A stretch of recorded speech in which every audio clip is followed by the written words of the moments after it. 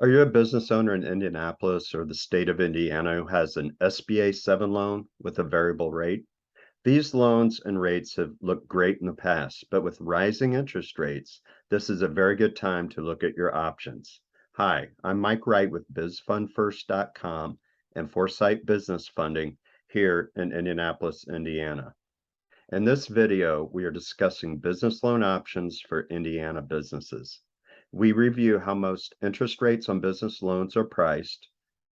These are general guidelines. Your loan and each individual bank or lender will vary, but this is how most SBA 7A and conventional business loans are priced out.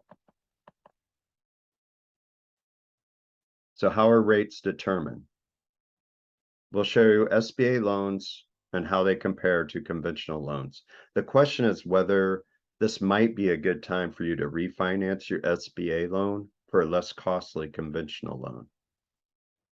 We've seen interest rates spike, so the money spent on interest last year might be better spent on other business needs, such as equipment, business development, or interest on a bigger loan to help you grow your businesses or buy out competitors. So we all get busy, but as we see the Fed's raising rates drastically, it might be a great time for you to review this. Most lenders prefer to use SBA funding because the SBA typically covers 85% of the loan. Therefore, the interest charged on most SBA loans is different than the rates charged on a conventional loan. It's typically easier to get the SBA loan, but if you are an Indiana business with a good history and you have commercial real estate, it is quicker and easier to qualify for a conventional business loan from one of our Indiana lending institutions. These are not big banks. These banks prefer $500,000 to $5 million loans. So how are business loans, interest rates, how are they generally priced out? So for many SBA loans, the rates are variable. There are fixed rate loans, but for the vast majority that we've seen, the loan rates are variable. And these are based on SBA guidelines. They're set to the prime rate on most loans, which just went up with the Fed decision yesterday. So the prime rate for most large banks is 5.5%. The maximum rate that the SBA allow lenders to charge is 2.75%. So most loans will be at an 8.25% interest rate the next quarter whenever they can raise your variable rate based on the loan document. So, and like I said, your loan will vary. Some SBA loans are fixed, most are variable. Some SBA loans can also be set to LIBOR, or there's an SBA peg rate that they can set them off of. So, you know, consult your loan document, or if you're not sure, have us review it for you. So payments generally increase when the prime rate goes up, and then that's passed to the borrower in the next quarter. So 8.25%, you know, it's a decent rate, but if inflation is here to stay, the rate could keep going up. In 1990, you know, the prime rate was 10%. That was a long time ago. You know, it's been higher than 10%. But we're seeing inflation rates in an economy that's more like the 70s than it is, you know, even the 90s. So conventional rates, they base their rates completely different. Their rates are based off, you know, the 10-year treasury bond. So the opportunity for you is you can lock in a fixed rate in the 5 to 5.5% range for a 10 to 15-year period, and your amortization would be 20 to 25 years if you have real estate. Now, this is of 7/28/2022. You know, your application, you have to qualify. You know, they're not real strict if, you know, as long as your business cash flows and you don't have a lot of other debt. You know, it's not super difficult to qualify. And one other note is, so we've seen the prime rate go up because of the Fed's decision to increase the Fed funds rate, but the treasury bond did not go up. It actually decreased or stayed the same with the Fed action. So basically, here's just a sample. If you were to do a 25-year amortization on $1 million loan, if you had a 5.5% interest rate, your monthly payment should be like 6,140. And this is just a general example.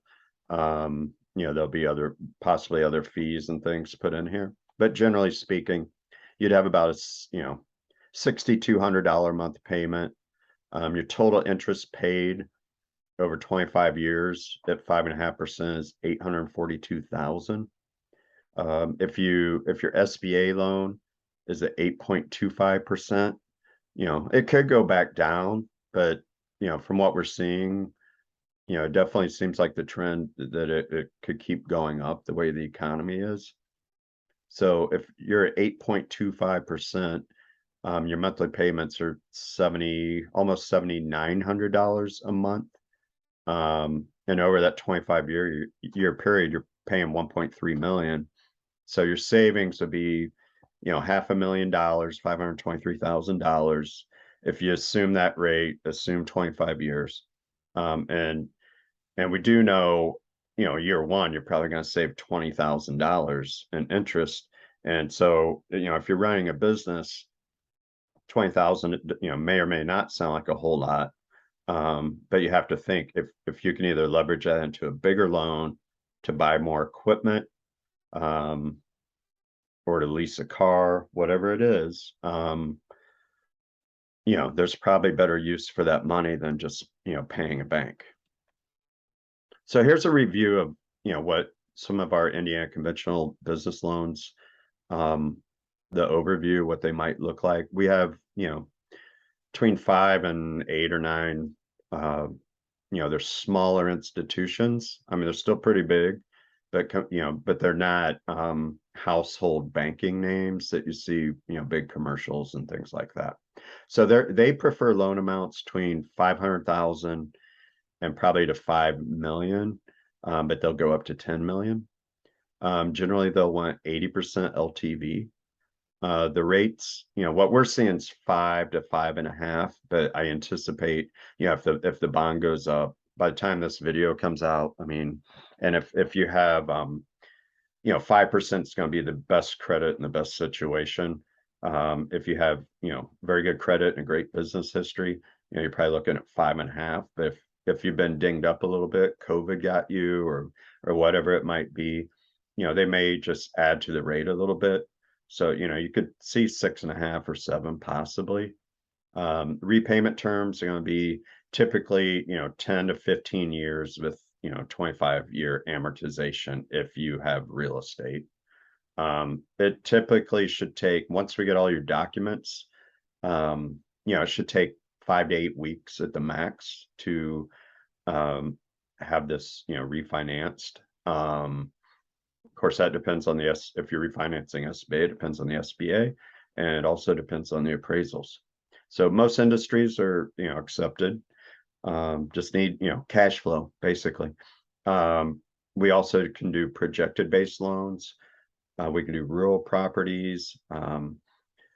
Although it wouldn't be a 10-year, note, these banks also will look at development projects, multifamily construction projects. The rates will be slightly different and definitely the terms, but that's available. They're all Indiana banks and institutions. The items we would need would be, profit and loss, last year, then the currently what you have in 2022. We need your balance sheet, at least 2 years of tax returns. Or if you're a startup or if you're doing a real estate project, we need your business plan or whatever your project paperwork looks like. So, and there's less application, less paperwork than most SBAs.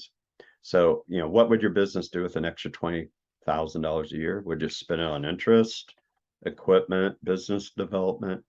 And again, you may want to spend it on interest if it means, you know, you can get more working capital or purchase extra equipment or expand your building. But just to pay interest, you know, to a bank that's already probably sold off your loan, it's, you know, not very prudent. So anyway, if you have questions or want us to help you review documents, um, you know, just give us a call at 317-589-0118, or you can visit bizfundfirst.com. You can even schedule a meeting on there. If you like this video, please click like.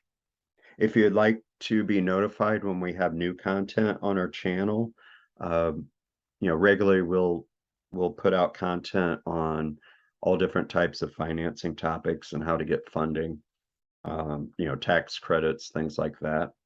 So just click subscribe to our channel and I'll notify you. So this has been Mike Wright with Foresight Business Funding. Thank you and have a great day.